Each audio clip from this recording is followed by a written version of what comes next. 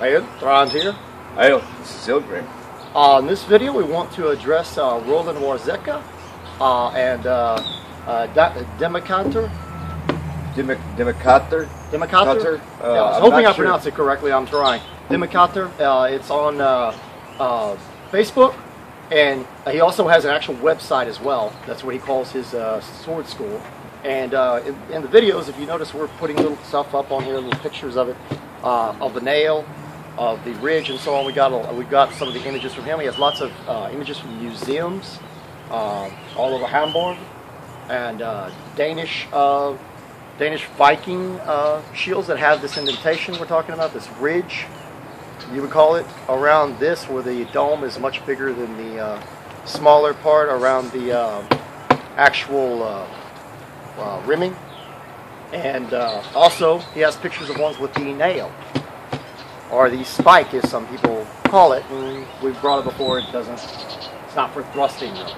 It's for catching something, or not allowing something to go around, using it to manipulate a sword, a weapon, to push with it.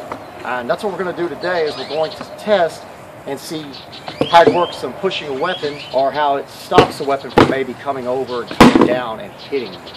So we're going to test that out, because Roland has brought this up before, that a lot of them had this nail, or they had the ridge, and a lot of these protruded way farther from the shield than this. So why would you need something this far out? You know, something, this is just really shallow, the dish. It's made for reenactment. It's not made for, you know, being that type of shield. We're not allowed any kind of protrusions like this. Why I made this with a bolt, so I can remove it and just test it out. And I made it a good size to catch these type of rattan weapons, because that's what we normally are used to using, and that's what we have available. But anyway, we're going to go ahead and test it out, see what happens.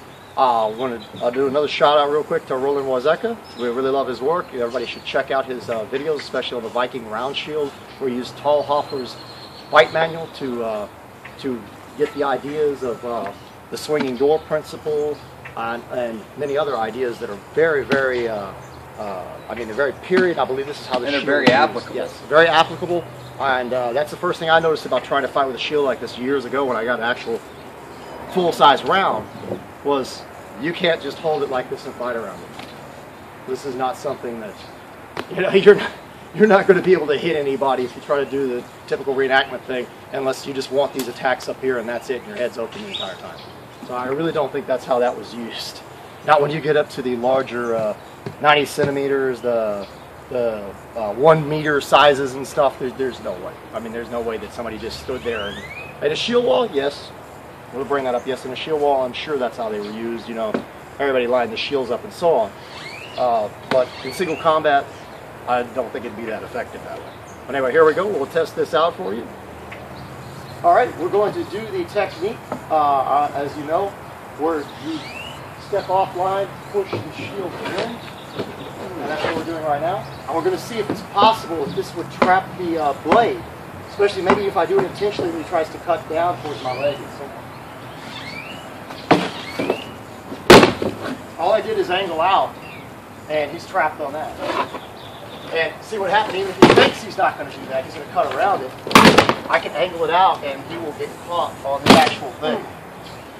Cut them up and down, like slicing it up, which would be odd if you catch it as well. But what I'm doing here is I'm letting it. Yeah, he could try to get around it and cut, but this would be a lot farther out. And what I'm doing to allow this to make sure that it happens is just doing this kind of number, what he tries to do. Or if it was just a center boss, it would just glance down the shield, which might protect me, but, you know, with this, you totally got it's stopped. Might damage the blade. It's actually not a bad idea. I can see it being used that way. Oh, I see it. It looks feasible. Right. Also, if you get in the classic clinch, and you're in this position, and I'm standing with the other leg forward to show it's possible, but he cuts down. He's trapped on that. My advantage is on that. I can't really hit over here. I'm trying to hit down. But even if he keeps this in here, he doesn't need to hit. He can't be cut. Yeah. He really can't be hit. Nope. But this can still catch that. Well, there is an advantage there. If he came down and got caught, yeah. As you can swing, come in, and got caught, that would be a brief moment to maybe back out.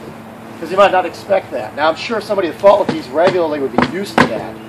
I mean, they'd be used to having something like this on the shield. But if it was uncommon, you wouldn't quite be expecting the catch if someone was to catch the blade.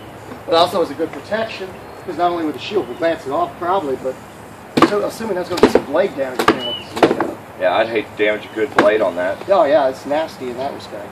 That's what I was looking at. So yeah, Roland is correct about it getting caught. Useful tool. Yeah, that's what I was basically doing. This is a reply to Roland Warzecha and him talking about that. And yes, I mean it's a definite yowl for me that that's going to catch something when it comes down. It can be done in a slight angle and push out slightly while you're doing that. You still keep it inside the arm. It's going to catch it if you notice the throw coming down, or maybe possibly something coming up. The guy's trying to come around, up. If you move it out, I can see the, the blade possibly getting caught easily. Yeah.